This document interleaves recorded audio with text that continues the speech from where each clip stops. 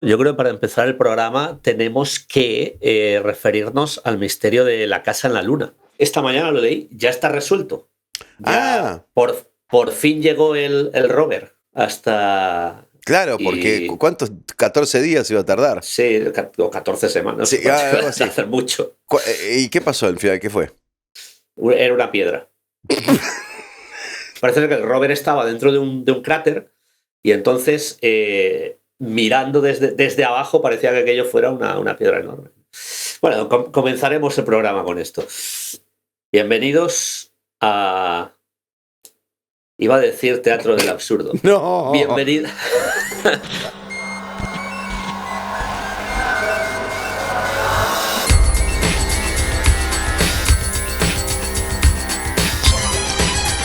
Bienvenidos a la segunda temporada de Planeta Absurdo, temporada 2022. Gustavo Maer, desde Buenos Aires. ¿Cómo va José Ángel Pastor desde Glasgow, Escocia? Yo,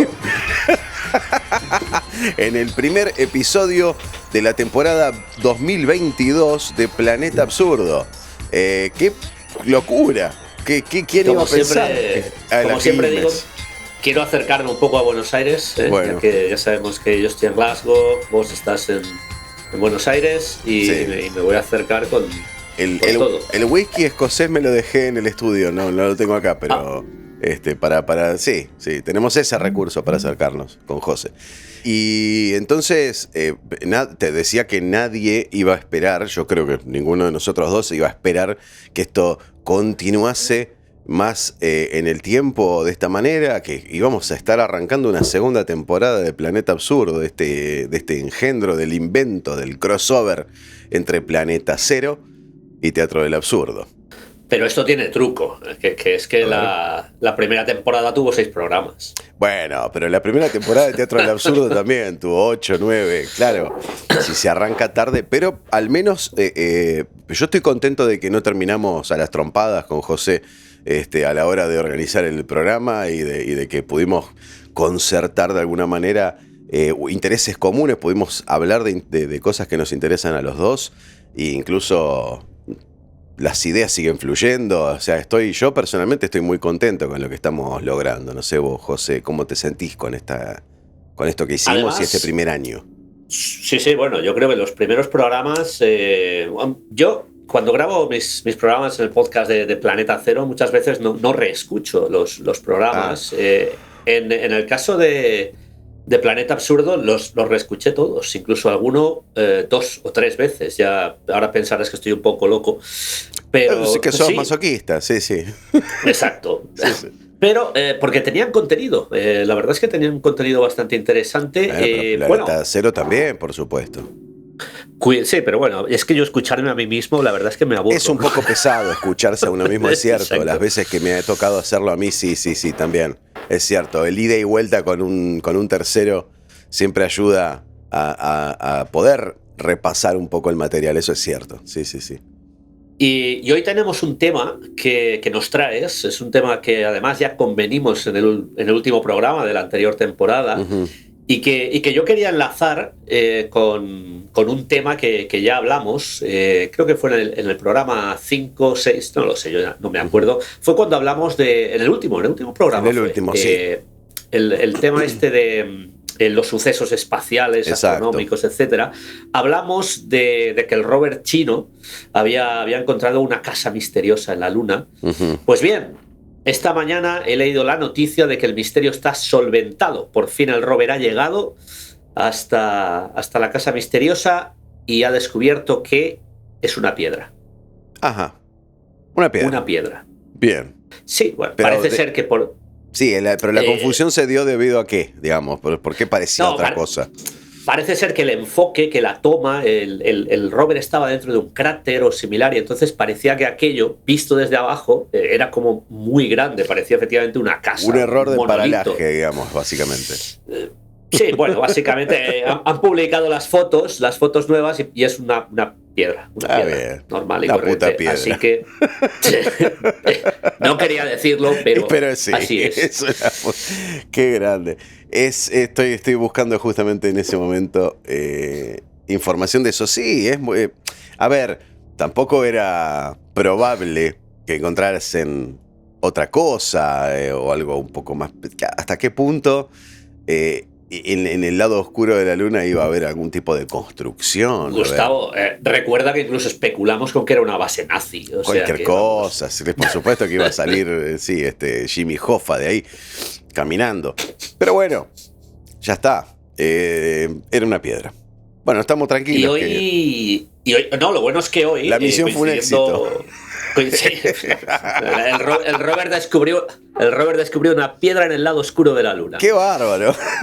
Y coincidiendo con esto, con esta noticia, pues ahora nos vas a desarrollar el tema que nos traes hoy, que creo que va a gustar. Creo que va a gustar sobre todo a los que seguían Teatro del Absurdo y a los que siguen habitualmente Planeta Cero, porque nos vamos al misterio, a la conspiración. Gustavo, ¿qué nos traes, por favor? Estoy impaciente. No lo traigo solamente yo, o sea...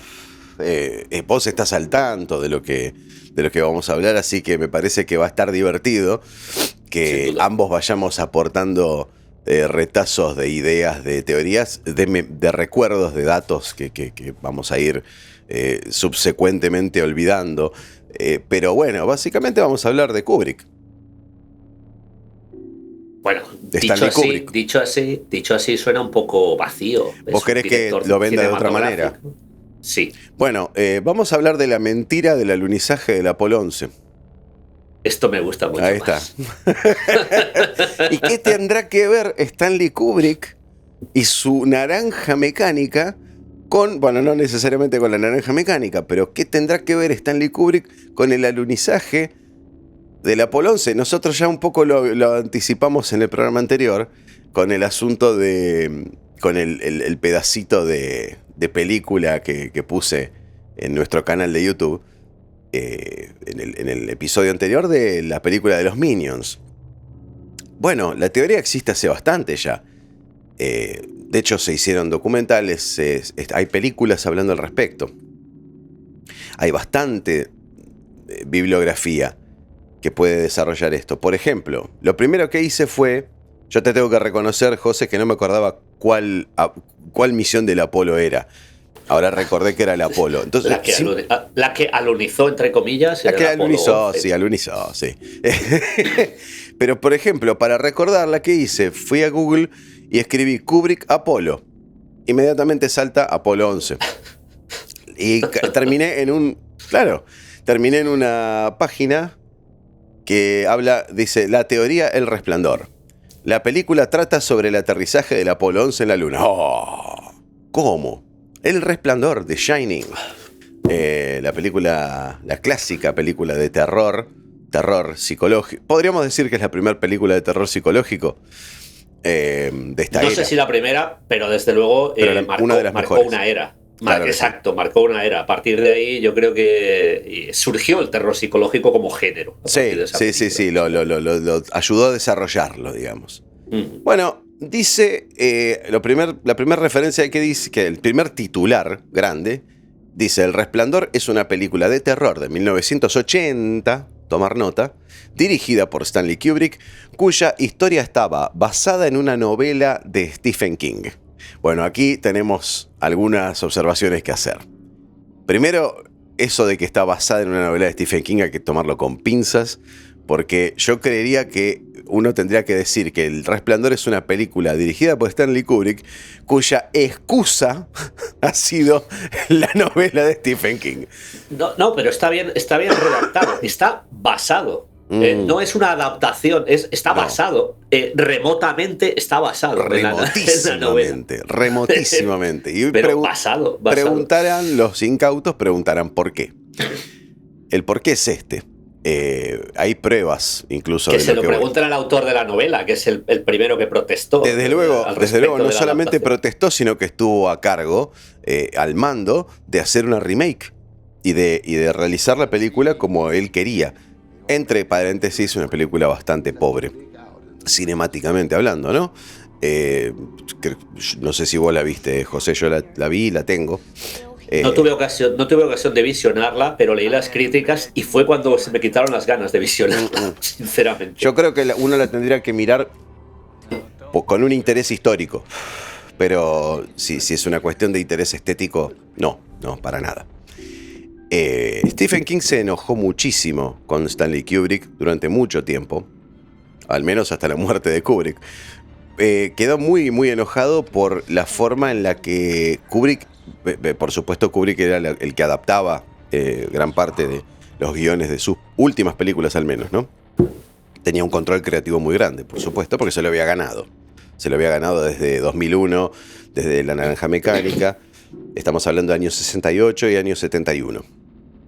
Y posterior a eso, Barry Lyndon, y bueno, esto estoy hablando como fanático ahora, ¿no? Pero en esa era, la última película que realizó fue El Resplandor, que entre paréntesis es la antepenúltima película que realizó. Hasta Después llegar de eso, quería yo hacer un pequeño remark sobre Eyes Wide Shut, que es la última película de Stanley Kubrick. Hay mucha gente que tira pestes de esa película. A mí me parece una película brillantísima. Brillantísima.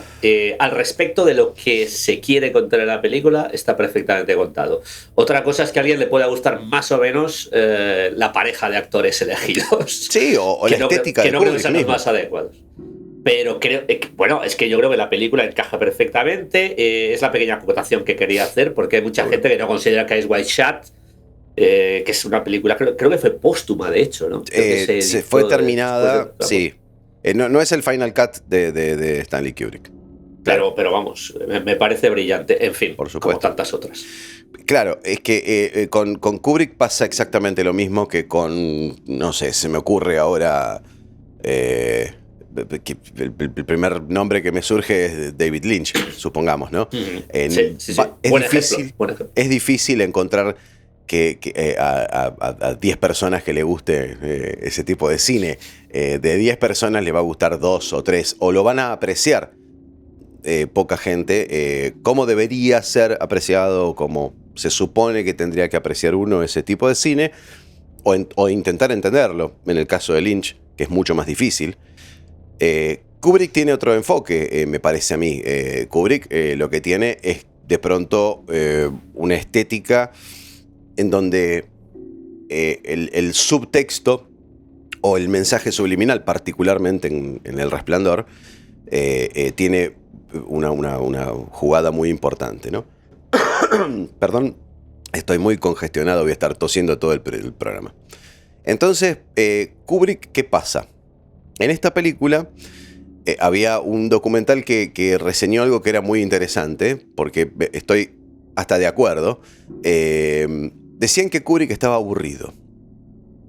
Claro, un tipo que hizo Espartaco, que hizo La Naranja Mecánica, 2001 Odisea del Espacio. Estamos hablando de películas muy distintas. Un tipo muy, muy multifacético y muy multidimensional.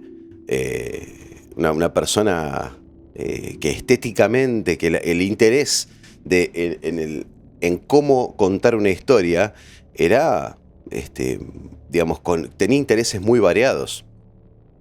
Y fue evolucionando con el tiempo. Incluso diría yo que es un tipo que fue marcando tendencia acerca de cómo se hacía cine, ¿no? Vamos a comparar Spartacus con 2001 y estamos hablando de que son 8 años de diferencia.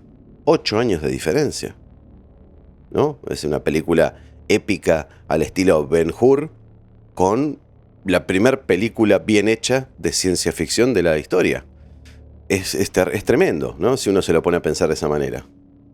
Entonces, para el año 75, él había realizado Barry Lyndon, y que había esta persona que estaba mencionando antes, dice algo muy interesante, que dice, Barry Lyndon está perfectamente filmada. Tiene una puesta, una fotografía impecable. De hecho, es real, ¿no? Esto es impresionante. No hay precedentes. Pero es aburrida. Es una película muy, muy, muy aburrida. Y eso refleja un poco el estado de vida de Kubrick en esa época. El tipo estaba aburrido, ya había hecho todo lo que podía haber hecho en el cine y necesitaba dar un paso más. Entonces uno, históricamente, toma a Barry Lyndon y dice, 5 años después ese mismo tipo hizo The Shining. Y uno dice, ¿cómo? ¿Qué? ¿Y por qué? De hecho, The Shining podríamos decir que como obra cinematográfica es muy inferior a Barry Lyndon. Hasta que uno empieza a investigar de qué se trata la película. ¿Y por qué el conflicto con Stephen King, autor de la novela? Quien haya leído el libro se da cuenta las similitudes y las enormes diferencias argumentales que existen entre las dos obras. Incluso hay un detalle muy importante, que habla de la actitud de Kubrick a la hora de hacer esta película. El libro comienza, no sé si ustedes, vos José, ¿te acordás cómo empieza The Shining? Sé que me vas a hablar del Volkswagen Beetle. Por supuesto. Es un detalle bastante curioso. Pero eso no es ningún detalle. Eso, si uno realmente está atento, está hecho a propósito. Por supuesto. Eso es alevoso. Es alevosía pura de parte de Stanley Kubrick. Es así, a ver, para el que no recuerda. La película arranca, el plano de apertura es un plano de una toma aérea con helicóptero del vehículo de Jack Torrance viajando hacia el hotel para la entrevista de trabajo, ¿no? Y entonces uno ve el auto desde arriba. Ve el auto durante toda la película. En los momentos donde el auto de Jack se ve el Volkswagen Beetle, el escarabajo, amarillo. En el libro, el Beetle es de color rojo. Entonces uno dice, bueno, no importa, a ver, cuestiones de producción. No tenían un Beetle rojo y pusieron el que tenían. Sí. Supongamos que sí. Ahora, avanzada la película, ya casi llegando al final, no sé si los que nos están escuchando, voy a intentar de no hacer spoiler, pero la verdad es una película del año 1980, si no la vieron, la verdad, péguense un tiro. Pero además vas a hablar de una escena absolutamente intrascendente y prescindible. Exactamente, a eso iba, justamente. Cuando Danny lo llama a través de su resplandor al cocinero, que no recuerdo el nombre, no sé si te acordás vos, José. No, el hombre este de color. Hastings, no me acuerdo, un nombre así. Lo llama, entonces el negro agarra lo que sea, se toma, estaba en Florida y tenía que ir a zonas de frío, bueno, se viaja hasta allá, busca la forma de pasar la nieve, o sea, iba a tomar una ruta que nadie toma en esa época por cuestiones de seguridad, ¿no? Y está llegando al hotel y hay una escena que es absolutamente inútil, argumentalmente, ni estéticamente, no tiene sentido la escena. Que el tipo está manejando un tractor de nieve, yendo al hotel, y se encuentra en el camino con un accidente. Ese accidente consiste en que un camión se cayó arriba de otro auto. Aquí que el auto destruido debajo de ese camión es un Beetle color rojo. Entonces ahí es donde Stephen King acusó a Kubrick de que eso fue un mensaje personal hacia él. Estoy destrozando tu novela. Me cago en tu novela. Esta novela es mía. Porque fue un guiño, totalmente. Pero de vuelta, argumentalmente no tiene ningún sentido esa escena. Digamos, podemos encararla de forma minimalista y decir, podía no estar. Sí, bueno, Kubrick decidió que esté. El que la puede ver, revise este momento que estamos diciendo y se va a dar cuenta perfectamente. Bueno, entonces, pero entonces, ¿para qué todo esto? ¿Por qué modificar una novela a tal punto de que ponemos el nombre de otra novela y ponemos otra novela distinta que contiene otro final, que tiene cualquier otra... Los hechos se desarrollan de una forma totalmente distinta, digamos desde la mitad para adelante. Más o menos, ¿no? El que leí el libro hace unos años, no recuerdo demasiado. Yo creería que de la mitad en adelante ya se transforma en otra historia. Dicen que Kubrick quería comunicar algo y necesitaba una excusa, un caldo de cultivo, un entorno en donde hacerlo, un contenedor. Y ese contenedor, él descubrió que, bueno, la novela de Stephen King podía llegar a ser viable. ¿Para comunicar qué? Hay distintas teorías y podríamos decir incluso que todas las teorías conviven perfectamente dentro de lo que sucedió finalmente en la cinta. También podríamos decir que todas las teorías conducen al mismo fin. Porque casi todas las teorías van en la misma dirección. Pues, sí, no sé si estoy tan de acuerdo. Pero primero planteemos las distintas teorías y después charlamos sobre eso. La primera teoría es de que la película en realidad se trata sobre el genocidio a los pueblos originarios americanos. ¿Qué? ¿Pero por qué? Porque hay muchísimas referencias durante la película a nivel arte, cuadros colgados en el hotel, menciones que hay entre los personajes de ciertos hechos históricos, como fue Tengo también entendido que la zona donde se supone que está ubicado el hotel es una zona donde aconteció era un burial ground. Batalla o perdón. Era un burial ground, era una tierra santa, era un cementerio indio. Sí, pero creo que aconteció algo en su época, ¿no? Puede ser una batalla con genocidio, etcétera. Puede ser. Y fueron expulsados de esa zona. Claro, así. Seguramente, seguramente también. Entonces, bueno, perfecto. Pero hay otro enfoque, hay otra forma de analizar esto. Y también hay mucha gente que se inclina a pensar que la película en realidad se trata sobre la misión del Apolo 11. Corrección. Se trata sobre el falseamiento sobre las imágenes del Apolo 11. Corrección. Que se trata sobre la responsabilidad directa de Kubrick sobre el falseamiento de las imágenes del alunizaje del Apolo 11. Es cierto, Gustavo, que la película, si vamos a ir por esa teoría, es cierto que la película aporta demasiados detalles que, lo mismo que la escena del Volkswagen Beetle rojo, son totalmente prescindibles y que están ahí por alguna razón, y conociendo que Stanley Kubrick era un personaje que hasta el más mínimo detalle, hasta una bombilla que aparecía en una esquina, él quería que estuviera ahí. Sí.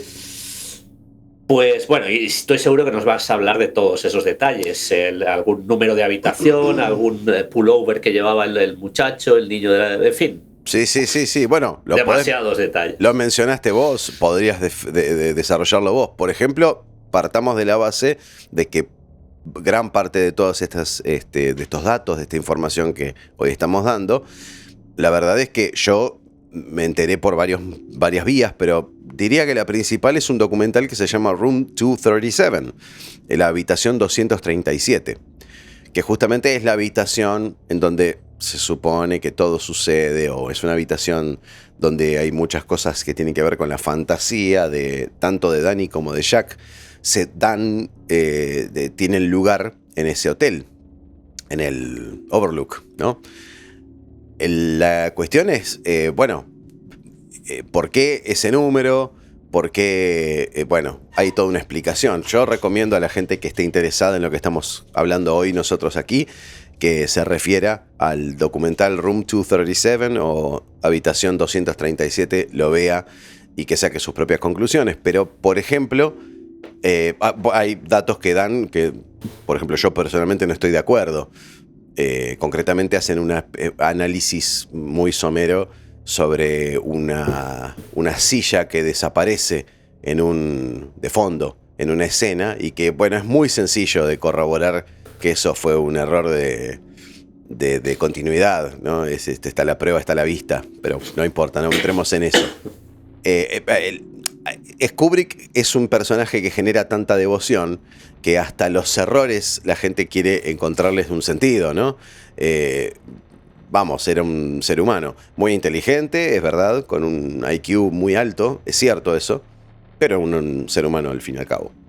Y estaba a cargo de un proyecto muy grande y un proyecto que dependía de otras personas. Desde luego, el cine es arte en colaboración. Y hay muchísimos elementos que uno no puede controlar. Bueno, ese es uno de ellos. Pero, después, decisiones estéticas, sí. Yo recuerdo, me acuerdo que en una de las versiones, no sé si en DVD o en Blu-ray, que tuve de The Shining, justamente, incluía un documental que era un making of, ¿no? Sobre la película, que estaba filmado por una de las hijas, o la hija, no sé, Vivian Kubrick, que lo perseguía por todo el set, y entonces uno veía a Jack Nicholson preparándose para la escena del hacha, y bueno. Y lo veías al padre, a Stanley, escribiendo en su maquinita de escribir. Pero, de todas maneras, hay una escena particular que a mí me quedó grabado porque yo decía, ¿qué hace este hombre? ¿Qué está haciendo? Estaban preparando una escena, un plano, y el tipo estaba muy preocupado en cómo estaban acomodadas unas latas que había en el fondo. Eso cierra perfectamente con la teoría de que hay una lata de baking powder, de polvo para hornear, que tiene un nombre específico que es Calumet, que significa pipa de la paz, y el logo, el dibujo que hay en la lata es de un indio. Entonces ahí es donde uno, bueno, está bien, la teoría de los originarios, los pueblos originarios americanos, bueno, tiene algún asidero, porque al fin y al cabo yo lo vi en ese making of a Kubrick cuando estaban planificando un plano, estaban estableciendo la toma. Lo vi muy preocupado acomodando esas latas de la forma en la que se supone que tienen que aparecer finalmente. Entonces, ok, eso me indica que es una prueba. O me indica que algo, no sé, que era un histérico obsesivo y punto. También tenemos la anécdota de que pobre Shelley Duvall, que debe ser una imposición del estudio, porque la verdad es que esta mujer actuar al lado de Jack Nicholson realmente es un despropósito total, pero una toma, un plano amplio en donde ella tenía que salir del cobertizo y meterse de vuelta en el hotel, que era un plano amplio, que no se le veía la cara a ella, se lo hizo hacer 90 veces, hubo 92 tomas de eso, la agotó a la pobre chica, pero no vamos a... no vamos a justificarlo a Kubrick, la verdad que era mala actriz, pero no tanto como para pedirle 90 tomas de una estupidez como esa. Pero yo creo que era una estrategia para cansarla y para agotarla y que, no sé, finalmente poder manipularla de otra manera. No sé, no lo sé, no estuve ahí. Pero la anécdota existe. Así que, bueno, ¿y cómo llegamos al alunizaje? 237 es un número muy particular. La teoría que se planteó en algún momento es que no, lo que sucede es que en la novela, creo que la habitación era otra, ¿no? 217 creo que era en la novela. Y Kubrick argumentó que no, el dueño del hotel me pidió, como existe la habitación 217, tal vez la gente no quiera después ocuparla por miedo, por lo que pasa en la película. Entonces, bueno, decidí cambiarlo. Bueno, fácilmente corroborable es que en el hotel en donde se filmó la película no existe la habitación 217, así que esa no es una excusa válida para haber cambiado el número de la habitación. El segundo dato importante es que la distancia exacta para esa época, ¿no? Estamos hablando de principios de los 80. Para esa época se calculaba que la distancia exacta de la Tierra a la Luna era de 237.000 millas. Sí, creo que era en plenilunio, en el momento que está más cerca. Eso lo leí adicionalmente. Puede ser. Sí, claro que va a variar eso, seguro. Así es, sí, porque después de que me lo comentaste, lo estuve buscando y efectivamente, 237.000 millas. Bueno, también dicen que hoy en día se puede hacer con láser, hay otras formas de medir un poco más empíricamente correctas, pero al fin y al cabo en ese momento, en forma al menos teórica o de teoría aplicada se podía calcular esa distancia. Era una distancia nominal que uno estaba convenido. No deja de ser un mensaje extraño. Por supuesto.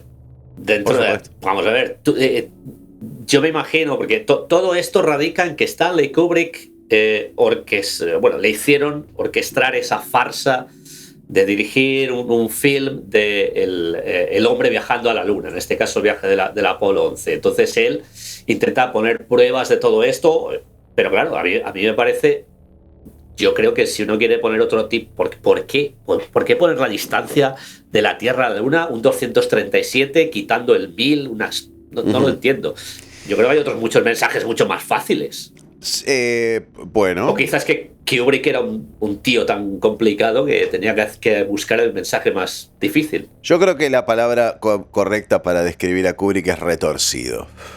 No retorcido estéticamente como David Lynch, por ejemplo, para citar a alguien que ya hemos citado, pero una persona que si tenía que dar un mensaje y tenía que ocultarlo por algún motivo, sea legal, sea estético, sea moral. Me acuerdo ahora las tapas de los Beatles, los mensajes ocultos para decir que Paul está muerto, pero no. Que Paul estaba muerto, sí. Bueno, ¿y cuál es el sentido de hacer eso? ¿Por qué? ¿Por qué sacarle los zapatos a Paul McCartney en la tapa del Abbey Road? Eso es teoría. Hacía calor, entonces. Claro, bueno, pero ¿por qué no se lo quitaron los 4? Pero digamos, a ver, entra en la categoría de leyenda urbana todo esto. Surgido desde ahí. Ahora, bueno, es una lata de gusanos eso. No la abramos porque, digo, podemos analizar los motivos por los cuales esto se gestó. Una de las teorías es que Kubrick tenía culpa, sentía culpa. Vamos a retrotraernos un poquitito primero, ¿no? Volvamos a 2001, Odisea del Espacio, película año del año 68. Muy importante, sí, es que las fechas son muy importantes. Porque estamos hablando de una película. Bueno, yo creo que todo el mundo sabe que el hombre llegó a la Luna en verano del 69, mediados del año 69, con lo cual 2001, Odisea en el Espacio, como decías antes, la primera película seria muy bien hecha de ciencia ficción, sí, de El hombre en el espacio. Stanley Kubrick, 1968, justo un año antes de que el hombre llegara supuestamente a la Luna por primera vez. Exacto. Fechas. Pero bueno, la cuestión es, las tomas que se hicieron, los planos que se hacían, bueno, convengamos que Kubrick mismo fue el artífice el desarrollador de todos los efectos visuales que se usaron en la película. Y con efectos visuales no me refiero a la escena final de el viaje a Júpiter. Habló concretamente desde el momento en que suena Danubio Azul en la película, ese momento maravilloso en donde hay casi una danza sideral entre el planeta Tierra, la base la nave misma, cuando está acoplando con la base. Toda esa es una maravilla sin precedentes y sin antecedentes. Pero hubo algo ahí que hubo un desarrollo tecnológico para hacer posible todo eso. Y no pasa necesariamente desde el punto de vista del montaje, sino desde la toma de la imagen también. Y una de las teorías es de que Kubrick necesitaba ayuda para el desarrollo de cierto tipo de lentes muy particulares. También estuvo atrás del desarrollo de lentes para Barry Lyndon, dicho sea de paso, porque Barry Lyndon, una de las particularidades que tiene a nivel fotográfico es que es una película que se filmó, las escenas que se filmaron con luz de vela, como se acostumbraba en esa época, fueron filmadas con la luz de vela y ninguna otra luz de relleno ni de apoyo. Es muy difícil, el que sepa de fotografía sabe que es muy difícil iluminar una escena con luz de velas, simplemente. Bueno, a día de hoy es con las fantásticas cámaras que tenemos es mucho más fácil, pero estamos hablando efectivamente del año 68, Barry Lyndon del 75. Años 60, exacto, años 60, 70. lógicamente la tecnología, no había tecnología digital para las cámaras, con lo cual era apertura de lente y mantener el pulso y saber exactamente... Apertura de objetivo y después lentes muy luminosos que trabajen con la luz de una forma muy, muy eficiente, para decirlo de una forma que se entienda. Kubrick estuvo detrás del diseño de esas lentes. También en 2001. Pero dicen también... que el desarrollo de esos lentes también estuvo metido la NASA. Lo cual no sería sorprendente en absoluto. Que hay que tener en cuenta que la NASA estaba seria. Vamos a ver, la NASA tenía un gran presupuesto en esa época. Efectivamente, y estaba seriamente trabajando en llevar al hombre a la Luna. Estaba trabajando en ello, en una carrera prácticamente frenética contra los rusos. Y me imagino que estarían desesperados por registrarlo. Efectivamente, claro. Con lo cual, bueno, ahí... Mira, al hilo de todo esto, sí. Hay una escena de la película 2001 Odisea. Estábamos hablando de que la película de 2001 es fantástica, tiene las mejores escenas en el espacio que posiblemente se hicieron hasta ese momento, y yo creo que hasta... Gravity está muy a la altura. Sí. A mí me gustó mucho. Te iba a decir, posiblemente hasta que se hizo la segunda película de Star Wars. También. No sé, que son 10 años después, sí, no se volvió a hacer una película más o menos en consonancia. Porque la primera película de Star Wars, hay que decir 78. Que tuvo muchísimos problemas de producción. Sí, sí, claro.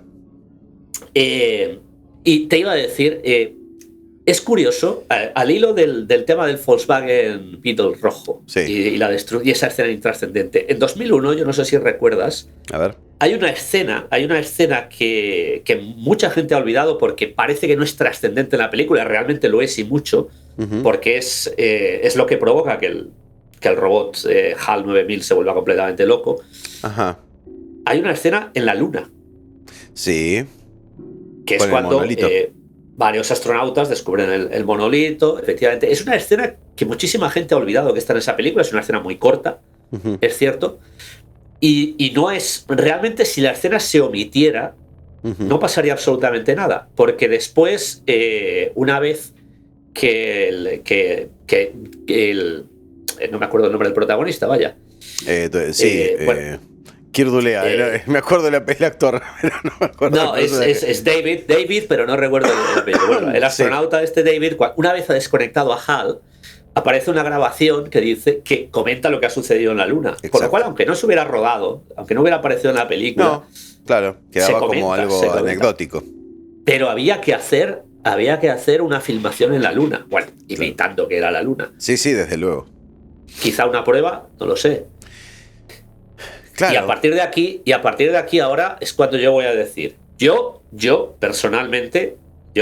José Ángel Pastor, sí que creo que el hombre estuvo en la Luna. Gustavo Maer, el que está a mi lado, creo que no lo piensa. Mi teoría es esta, personal, ¿no? Todos vimos el control room, ¿no? La sala de control de la NASA. Cuidado, también me gustaría observar que yo pienso que el hombre estuvo en la Luna, pero que no todo fue como nos lo contaron. Ajá. Que seguramente es lo que ibas a comentar. A ver, eso es más interesante que lo que iba a decir yo. ¿Cómo es? A ver. El hombre estuvo en la Luna, pero no creo que todo fuera como nos lo contaron. ¿Todo color de rosas? Yo no creo que las filmaciones fueran reales. Vamos a empezar por ahí. Ok. Si me estás preguntando si Armstrong estuvo en la Luna, sí. Creo que sí. O sea, vos decís que bajaron... Y que lo que vimos nosotros fue un extracto de lo que sucedió y que sucedieron otras cosas. Lo que yo no tengo muy claro si lo que vimos nosotros fue un extracto o fue una grabación que ya estaba preparada. Ah, bueno, perfecto. Que seguramente por donde ibas a ir tú. No, yo lo que iba a decir es esto. Primero aclaremos que también una de las teorías es esa justamente, ¿no? Que dice, yo no niego que el hombre haya llegado a la Luna, pero lo que sí estoy seguro es que lo que vimos por televisión, televisado, homologado por la NASA, es mentira. Ok. La pregunta es ¿para qué? Digamos, si yo pusiera un pie en la Luna, lo primero que haría sería mostrar lo que realmente sucedió. Quizá la motivación para embellecer eso. Quizá no se podía mostrar. Quizá había cosas en la Luna o de camino a la Luna que no se podían mostrar. O quizá no estaba la posibilidad de mostrarlo tampoco.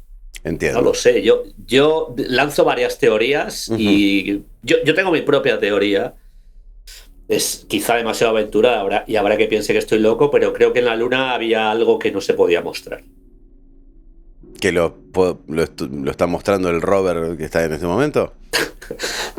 No, piedra. Bueno, ten en cuenta que alunizaron en otro lugar muy diferente. No, desde luego.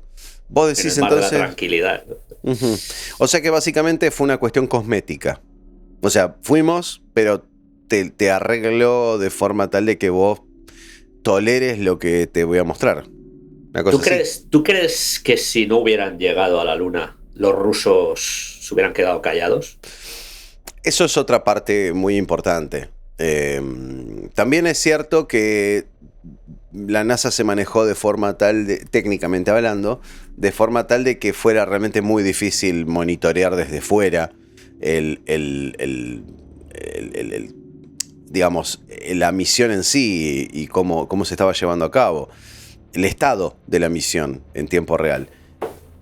De pronto, bueno, sí, vos decís directamente que en la guerra, en la carrera espacial, si hubiera habido algo fraguado, Rusia inmediatamente hubiera cacareado. Sí, sin duda. ¿Sí? Sin duda, Rusia no se podía tener en cuenta que estamos hablando del momento álgido del comunismo. Seguro. Después, unos cuantos años después de la crisis de los misiles, era el momento más tenso de la Guerra Fría, sí. Yo creo. Y se estaban pegando unos a otros, vamos a decir en sentido figurado, en sentido propagandístico, básicamente. Claro. Y el comunismo encajó, yo creo, es más, te voy a decir que encajó su peor derrota y que a partir del año 69 el comunismo de la Unión Soviética comenzó a caer en picado, hasta lo que sucedió en el año 89-90, claro. Su disolución. Pero creo que ahí ese fue la bisagra del comunismo, el llegar hasta arriba, y creo que fue una derrota tan severa que nunca más se pudo levantar. Es más, los soviéticos nunca llegaron a la Luna. Podrían haberlo intentado después, podrían haber seguido con el y una vez que llegaron los norteamericanos, ellos dijeron, nos olvidamos, y nunca jamás los soviéticos han enviado rovers, han enviado misiones, pero nunca han puesto un nombre en la Luna los soviéticos. Y los norteamericanos, en teoría, han puesto varias misiones. Bueno, porque quiero recordar que no solo fue el Apolo 11. Claro. Sí, la fallida fue la del 13, ¿no? El 13, el Apolo 13 falló. Si no recuerdo mal, fueron 4 misiones. ¿4? Creo que sí. Bueno, te vuelvo a mi teoría y que es un análisis puramente técnico casi. Vamos allá. Todos vimos las imágenes de la sala de control de Houston, ¿no? En el caso del alunizaje del 69. Tecnológicamente hablando, toda esa sala la resumimos en este aparatito que tengo acá. O sea, este celular es más poderoso que todo ese control room. Totalmente de acuerdo. Entonces, digo, es difícil que con un celular actual lleguemos a la Luna. Bueno, quizás sí que se podría. Solo es cuestión de presupuesto. Hagamos presupuesto. Bueno, está bien. Entonces vamos a comprar hablemos con Elon Musk y le compramos un cohete. Y intentemos llegar. Ahora, llegamos en el año 69 y después nunca más pudimos llegar, o tal vez me pueden argumentar con que no hay ningún interés en llevar un hombre a la Luna. No, por eso yo quería comentarlo de que hubo creo que fueron tres o 4 misiones más después. O sea, realmente sí que se volvió. Claro, el problema, eso que me estás comentando, el argumento fue económico. La cantidad de plata que se estaba gastando Estados Unidos en enviar gente a la Luna, para nada. Exacto. Porque lo único que hacían era traer rocas y traer arena. Claro. Sí, no había ningún fundamento. Por eso, podemos argumentar todo eso, bueno, qué sé yo. También lo mismo, no sé, me acuerdo ahora, cosas que uno diría, pero ¿cómo a esta altura no se pueden realizar? ¿Y cuál es el motivo económico? No sé, en un planeta en donde tenemos 70% de superficie terrestre de agua y 30% de continental, que haya falta de agua me parece irrisorio. Y siempre que uno pregunta, ¿qué? ¿No se puede purificar el agua de mar? No, es caro, dicen. Pero a ver, se gasta más plata en pozos petrolíferos. Me vas a decir que no puedes purificar agua de... Aparte, ¿cuál es el fundamento? Que haya falta de agua cuando en otros lugares del planeta hay exceso de agua. Pero claro, pero estamos hablando de exceso de agua dulce. Hablo de que somos 70% de agua. ¿Cómo? ¿Quién se puede morir de sed en un planeta como este? ¿Por qué no? Porque es caro. ¿Cuál es la excusa? A ver, yo puedo purificar agua de mar en mi cocina, si quisiera. Hago una separación de la sal, después purifico el agua y se terminó la milonga. No es un problema. Bueno, eso, el factor económico siempre es una buena excusa. El tema del interés también. ¿Qué interés tengo de que poner un hombre en la luna? ¿Para qué? Bueno, listo. Entonces nos ahorramos la plata y la usamos para otra cosa. Bueno, ¿para qué? Entonces, ahí empezamos como los nenes preguntando por qué, y llegamos a que nadie hay un... La geopolítica tiene caminos muy sinuosos. Inexplorables. Por eso, ahí es donde justamente todo conspiranoico va a estar de acuerdo en la teoría de que, bueno, el por qué no lo vamos a saber nunca, porque es un por qué que no vamos a comprender desde el punto de vista nuestro, donde no tenemos toda la información. Entonces, bueno, ahí cierra tu teoría personal. Digamos, ¿por qué? ¿Qué es lo que hay ahí que no sabía que no se podía ver o no estaba bueno que la gente vea? Bueno, es desconocimiento puro. Por supuesto, a nosotros nos llegó un paquete visual, audiovisual, que es el famoso Un paso para el hombre y bla, bla, bla. Fantástico. Pero alguien filmó esas imágenes, volviendo a The Shining. La teoría es de que Kubrick estuvo detrás de generar esas imágenes. Perfecto. Bueno, sí, si yo tuviera que fraguar un alunizaje a nivel mundial para que incluso una potencia económica contraria a mi país se lo crea, yo contrato al mejor. Vamos a contratar a Kubrick. Y nos sentamos en una oficina con Kubrick y le decimos, mira, maestro, tenemos que hacerle creer a los rusos y a todo el planeta que alunizamos, cuando tal vez no lleguemos. Porque también es eso, por las dudas. O no sabemos qué vamos a ver, vamos a meter imágenes y tenemos que hacerle creer a la gente. ¿Cómo podríamos hacer? Y bueno, ahí está, hay cuestiones técnicas aquí, ¿no? La NASA no ofreció un cable. Dijo, toma, enchufate acá y televisa la imagen directamente. No, hicieron una proyección en la pared. Todo llevaba delay, por supuesto. Delay, mala calidad y encima de segunda generación porque la gente que televisaba las señales de noticias que televisaban esto en vivo tenían que filmar una pantalla donde estaba proyectado en el control de Houston. Estaban proyectando las imágenes del alunizaje. Entonces, bueno, ya de por sí la cámara que se llevó a la luna tomaba imágenes de muy baja resolución. Encima había que filmar una pantalla donde estaba proyectado el material. Era un desastre. Se quejaban las televisoras de los cortes de la imagen. Había saltos, desde luego. Después está también la denuncia que existe sobre las imágenes de Armstrong caminando en gravedad baja, que bueno, si uno lo reproduce al doble de velocidad es una persona saltando de un punto a otro. Podemos corroborarlo fácilmente. Puede ser casualidad o puede que no. No sé. Sí que sucedieron cosas complicadas. Había un observatorio. Esto es bastante famoso porque además la persona ha estado, o varias de las personas han estado en varios medios de comunicación.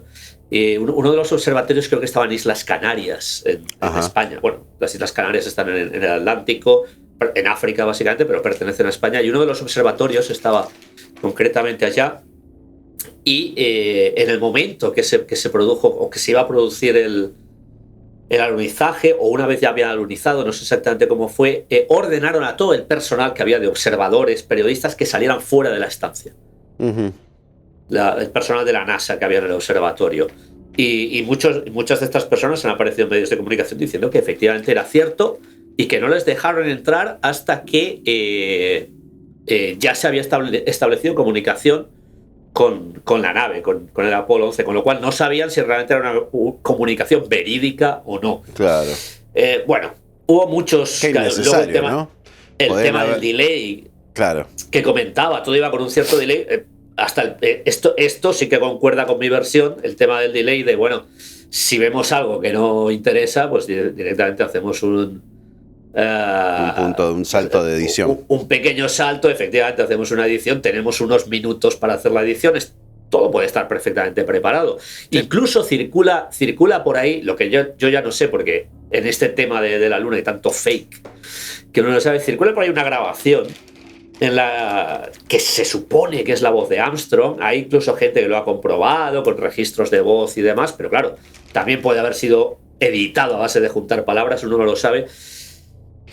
Que parece ser que es la voz de Armstrong en el momento que pisa realmente, que sale ya al exterior del módulo lunar y comienza a hablar de que está viendo cosas, que se supone que ya les habían dicho que estaban ahí, que efectivamente estaban ahí, no aclara el qué, y una voz, se supone que desde Houston, le está diciendo: cambia el canal, por favor, cambia el canal, que por este canal no podemos hablar porque no es seguro. Vamos a... Bueno. ¿Y hay registros de eso? ¿Vos lo escuchaste?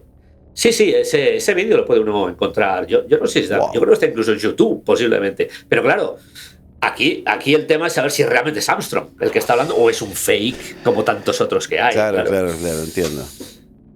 Qué bárbaro. Sí, no, eso no lo había escuchado nunca. Hay demasiadas pruebas y no pruebas. Esto es como siempre, en el mundo conspirativo. Seguro. Llega un momento en el que hay más interés porque se crea la conspiración y proliferan los fakes, que eso hace un flaco favor. Si realmente es una conspiración, el hecho de que proliferen los fakes, lo que estás haciendo es dando la razón, ¿no? Y diciendo, pues mira, hay fakes porque realmente no hay ninguna otra forma de desacreditar. Hay algo que sucede que es muy maravilloso, ¿no?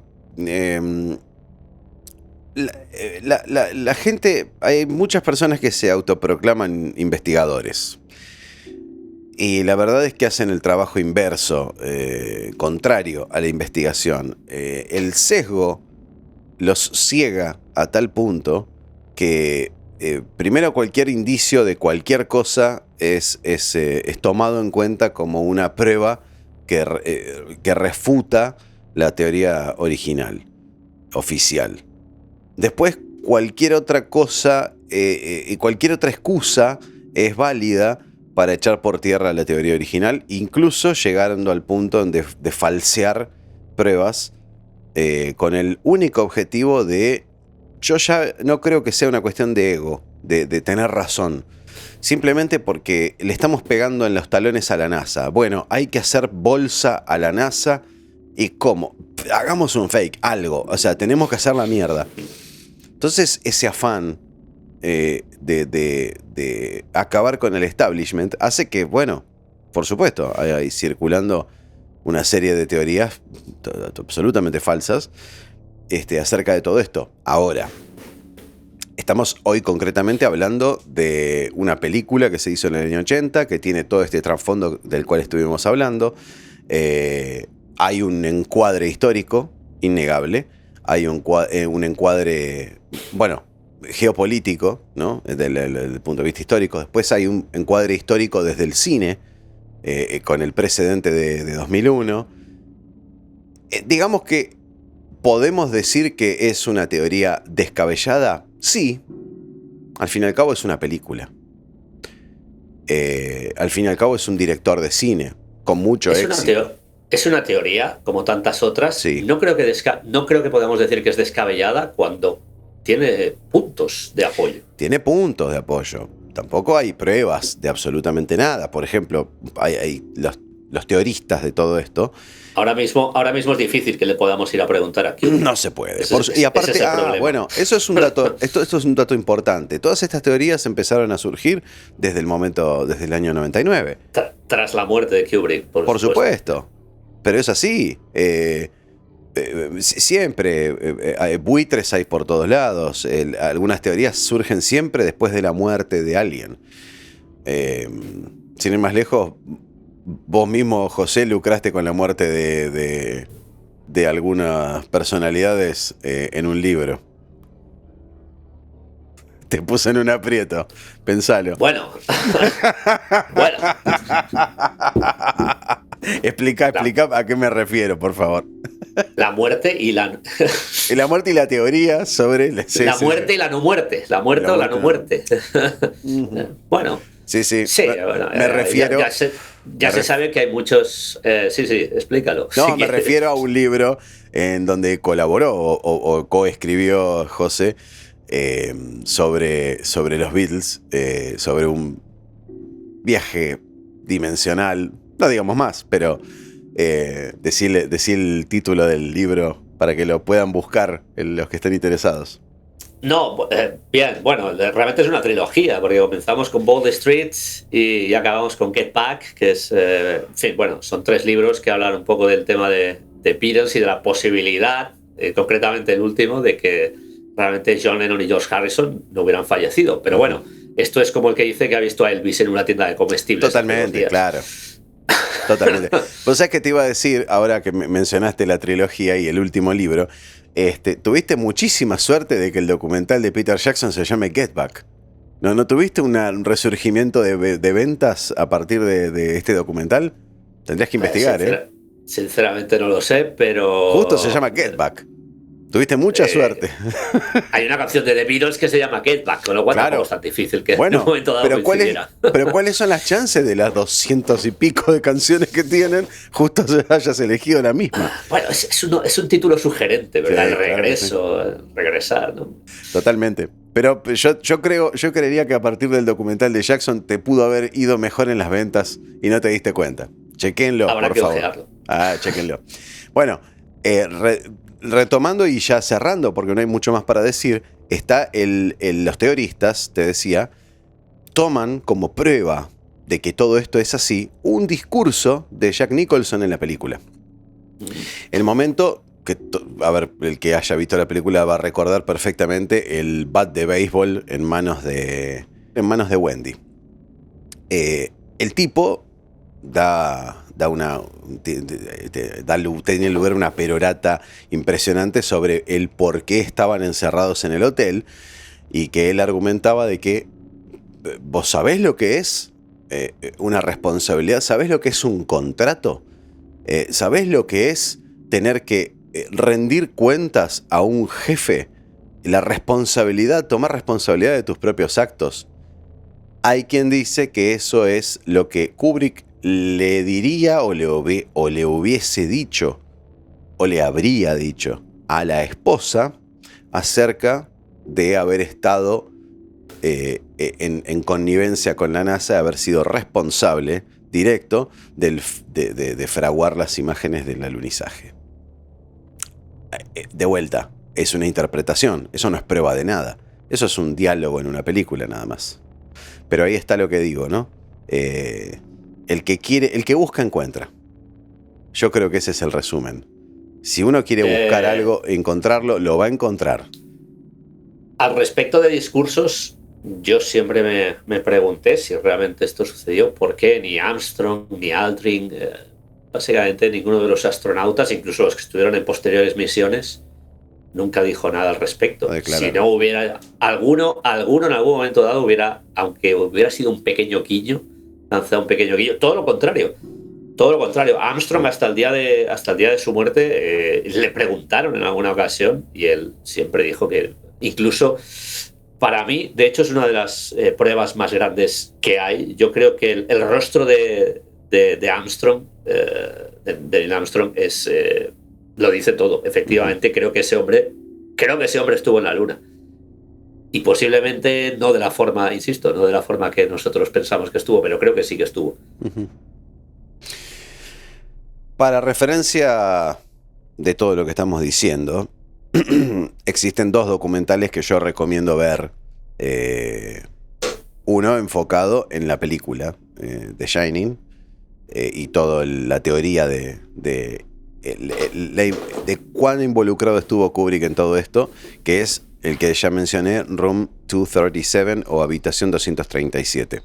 El segundo documental que recomiendo, que ya tiene que ver 100% con el alunizaje del año 69 del Apolo 11, es A Funny Thing Happened on the Way to the Moon. Creo que era ese el nombre. Algo extraño sucedió yendo a la Luna, donde plantean, bueno, varias cosas de las que mencionamos aquí, pero también hay dos datos que pasamos por alto porque no tenía que ver con la película, pero son importantes de destacar.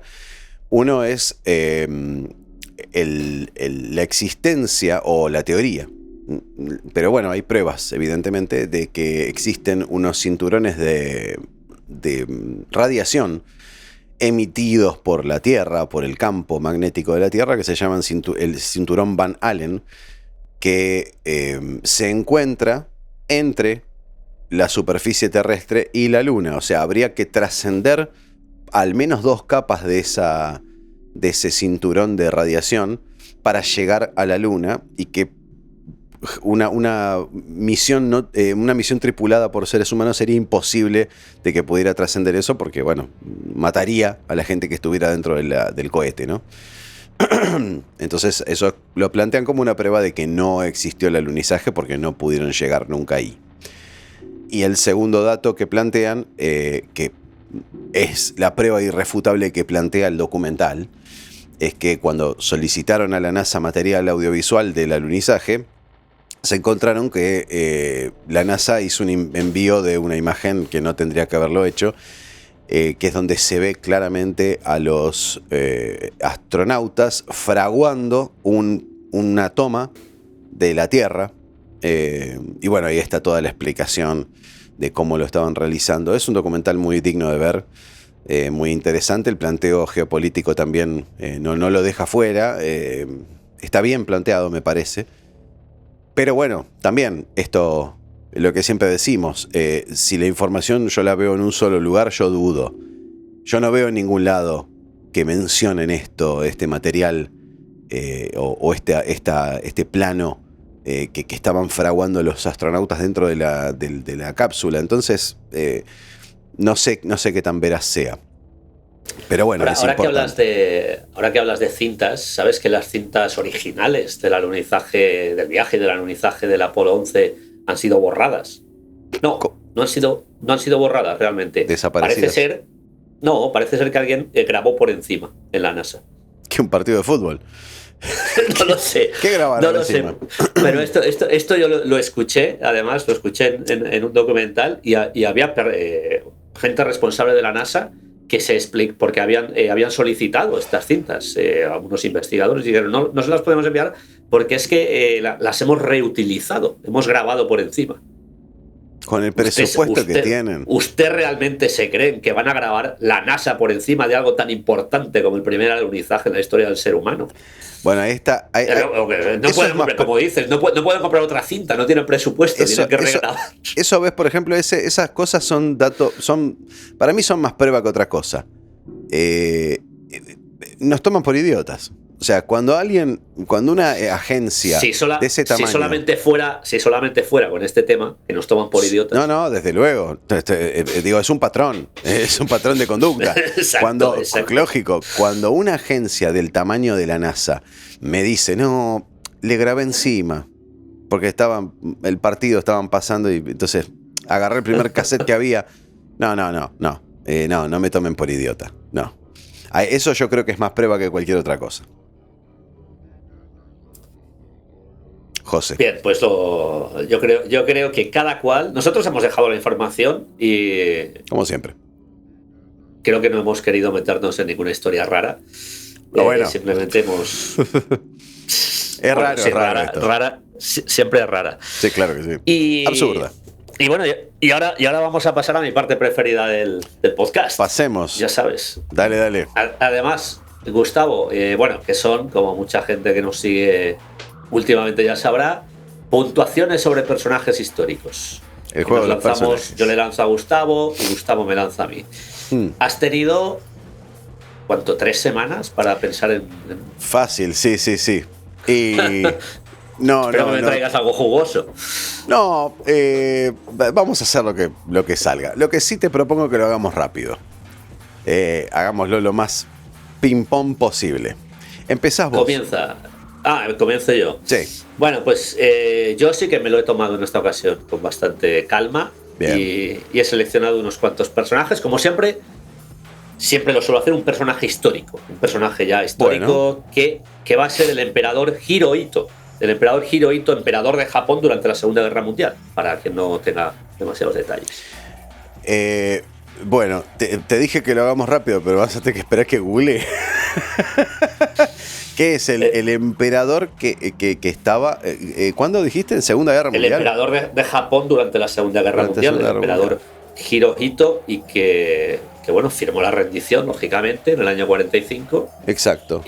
Y permaneció en el cargo después de la guerra, que eso también fue fundamental. Ajá. Y entonces, a ver, contestemos un par de cosas. ¿Fue el responsable, o fue el emperador durante Pearl Harbor, por ejemplo? Sí. Le ponemos un 8. Bien. Durante Pearl Harbor, un 8. Ok. Un 8, ya está. Bien, pero desde el desconocimiento absoluto, ¿eh? Tal vez después leo un poco y te digo 2, pero no, pero en principio pongámosle un 8. La primera ronda la concluyo yo y yo me volqué al contrario. Vos siempre vas a elegir, o es tu tendencia elegir un personaje de cada índole. Me dijiste un histórico, después vas a salir con otra cosa. No, lo mío va a ser más conceptual. Como los álbumes conceptuales, como un The Wall, como un Dark Side of the Moon.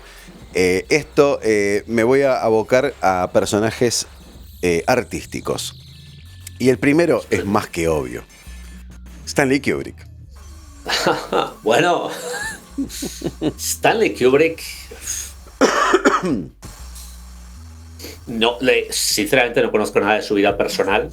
Ajá. No demasiado. Sé que bueno, tuvo un matrimonio bastante longevo, eso te lo pongo sí. Que sí, y una hija, porque lo acabas de comentar, no sé. Uh-huh. Le vamos a dar un 8,5. Perfecto. 8.5. Perfecto. Habilitando la segunda ronda, José Ángel Pastor, ¿con qué personaje? Como siempre presento un personaje para hacer patria con Gustavo, un personaje argentino. Ah, bueno. Y en este caso vamos a juntar, como hicimos la vez pasada, en la que propuse a Gardel, que por cierto no es argentino. Claro, sí, alguien tan ambiguo como Gardel, claro. Bien. Bueno, en este caso vamos a otro estilo de música, pero no va a ser rock and roll tampoco. Leo Dan. Increíble que vos sepas quién es Leo Dan. Sí, hombre, Leo Dan. Un clásico de... Sí. De la música romántica sudamericana. Sí, más o menos. Yo recomendaría a la gente que está viendo el programa que lo investigue a Leo Dan, por favor, porque es irreferenciable Leo Dan. Yo te voy a explicar una cosa. A mí me pasa algo con los artistas. Mientras más pasa el tiempo, mejor dicho, mientras más envejezco, dejo de lado las preferencias estéticas y aprecio el aspecto genético. ¿Qué quiero decir con esto? Leo Dan realmente artísticamente no me mueve el amperímetro, como quien dice. De hecho, jamás en la vida conscientemente en estado de vigilia he puesto una canción de Leo Dan para apreciarla artísticamente y no va a suceder. Pero yo tengo que decir que incluso hice un cover de Leo Dan. ¿Cuál? En inglés, porque la traduje en inglés, se llamaba That Wall. ¿Cómo? That Wall. ¿Esa pared? Correcto. ¿Y qué canción es? ¿Esa pared? Esa pared. No tengo idea de la canción. Bueno, ves, por ejemplo, ahí está, te das cuenta mi conocimiento al respecto. Pero a esto me refiero, ¿no? Empecé a apreciar a los artistas en cuanto a su función histórica. Leo Dan, Sandro, quien esté investigando a Leo Dan, seguramente termina ahí. Palito Ortega, cualquier personaje de esa época, de esos que uno considera nefastos artísticamente. Roberto Carlos. Bueno, Roberto Carlos. José Feliz. Bueno, José Feliciano yo creo que no es tan nefasto. No, para nada, ya no. Pero bueno, Roberto Carlos creo que era brasileño. Sí. Bueno, estoy hablando de Sudamérica. Claro. Sí. Pero ¿qué pasa? Víctor Jara, si vamos al caso. Pero estamos mezclando un poco los tantos, pero de todas maneras, lo que yo hoy aprecio, no aprecio, lo que rescato es la función que tuvieron y sobre todo, ¿qué hubiera pasado si esa gente no existía? Entonces, tengo como un agradecimiento a esos gérmenes de lo que sucedió después. Yo ya sabía que la nota para Leo Dan iba a ser alta. No te creas que va a ser alta. Digo, gracias, ya está. Dejémoslo ahí. Pero, quiero decir, no va a ser menor a 6 el puntaje. Y podríamos decir que comparado con otros, incluso te diría que es más factible que yo escuche una canción de Leo Dan que de otra gente. Por decir, no sé, Nicky Jones, por citar alguno que me surge ahora en este momento, de la época más o menos. Tal vez estoy hablando de estupidez y si estamos hablando de 10 años de diferencia, no interesa. Pongámosle un 7. Gracias, Leo. Ok. Esto iba a ser rápido. Sí, pero bueno, también me fuiste a los talones. ¿Qué querés que te diga? Mencionas a Leo Dan. Es impresionante. Siempre claro. Lo intento. Yo tendría que hacer un poquito de esfuerzo y buscar algún personaje de escocés o español en cualquier caso. Bueno, algo. El segundo personaje que tengo pensado para José, para cerrar esta segunda ronda, es muy sencillo. A él no le tengo, le tengo bastante indulgencia a José. George Harrison. Y quiere un desarrollo. Habíamos quedado que no podíamos puntuar más de 10, ¿no? Claro, ya está, dijiste todo. No, la referencia es del 1 al 10, o del 0 al 10. Pues, si querés poner 200, claro, se entiende. No, normalmente no tenemos que desarrollar, voy a ponerle un 10, pero está claro que George Harrison es mi artista preferido, mi ídolo musical. Claramente. Y no hay más que hablar. No, ni siquiera The Beatles, no. George Harrison. Con lo cual, claro. Bueno. Si le puse un 9,5 a Freddie Mercury, le vamos a poner un 14. Sí, claramente. Así que le pondremos un 10. Perfecto. También es cierto, George Harrison tenía, sobre todo en su vida personal, algún que otro defectillo, pero con la grandísima música que hizo se le corrige. Se le perdona todo. Bien, tercera y última ronda. José, Parece que solamente, porque normalmente, bueno, alguna vez sí que hemos puesto alguna nota baja, bastante baja, sí. Sobre todo cuando hablamos de políticos y cosas así, ¿no? Seguro. Entonces, yo he tenido que buscar algún personaje para ver si lo puntuabas bajo. A ver. Y creo que he encontrado a uno que es un señor que se llama Mark David Chapman. Para quien no sepa quién es, este señor en 1980 asesinó a John Lennon. Sí. Bueno, la misma pregunta. ¿Se puede menos de 0? No, pero se aceptaría. Se aceptaría, en este caso se aceptaría. Mirá, te voy a decir. Algo bueno debió de tener el hombre, ¿no? No, eso los desconozco. Creo que lo que tiene de bueno es que sigue vivo, ¿no? No sé, si murió. Que sigue encarcelado. Incluso después de que le cayeron 20 años de condena y sigue en la cárcel después de que han pasado 40 años. Claro. Bueno, entonces un 10 al juez, primero. Pero por ejemplo... Al juez que revisó la condena. Claro. A Chapman le vamos a dar un 1. Porque el 0 lo tengo reservado para Yoko Ono. Que yo creo que es la verdadera culpable. Sin Yoko Ono, Chapman no lo cuestionaba. Ya, así te lo digo. Esa es la teoría personal, ¿eh? Un día tenemos que hablar de David Mark Chapman.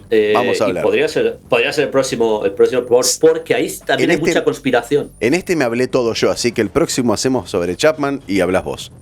Hay mucha conspiración al respecto de quién envió a Chapman, pero bueno. cerremos con el último personaje, justamente. El último personaje lo acabo Chapman, entonces, perdona, se lleva un 1. 1-1-1, sí. Hemos pasado del 10 de Harrison al 1 de Chapman. Y bueno, tiene lógica todo. El último lo acabo de improvisar. Dije que tengo que pensar en alguno que tenga que ver con algún origen tuyo y se me ocurre Enrique Bunbury. Enrique Bunbury, el cantante de Héroes del Silencio. Héroes del Silencio. ¿Qué pensás de Bunbury? Pues es un tío que nunca me ha caído bien, no me gusta. Yo te tendría su que haber música. preguntado, en vez de Harrison, que yo ya sabía que era un 10, te tendría que haber preguntado Jim Morrison. Y después Enrique Bunbury. Pero no importa. Déjalo para el próximo. Claro. Déjalo para el próximo programa. A ver. De todas maneras, no es Mark Chapman. No, claro que Le no. podemos poner un 0. Y tampoco, que yo sepa, no ha matado a nadie. Así No, que, claro. A un par de oídos. Un 4. Un 4. Sí, tan bajo. Sí. No, es que no me gusta en absoluto. No, Es un no, tío, estamos de acuerdo. Ni su música ni su personalidad, pero insisto, Claro. no le puedo puntuar más bajo porque no asesinó a nadie. No, Quiero claro. recordar que a Stalin, que es un genocida, le puse un 3. Entonces, Si no le Claro. podemos poner menos que a Stalin, por supuesto. el pobre Entiendo. Bunbury tampoco se merece eso. Claro. Es un punto por cada 1.000.000 de muertos, ¿no? Sería más o menos. Casi. Dios mío, qué desastre lo que estamos haciendo. José, muchísimas gracias. La pasé fantástico, me cagué de la risa. Pudimos hablar de algo que por primera vez sentí que no leí nada para hacer un programa, así que estoy contento. Hablé de algo que sé. Está buenísimo. Próximo programa, amigos, New York 1980. Más o Ahí lo menos la dejo. misma época que esto. Sí, el mismo año.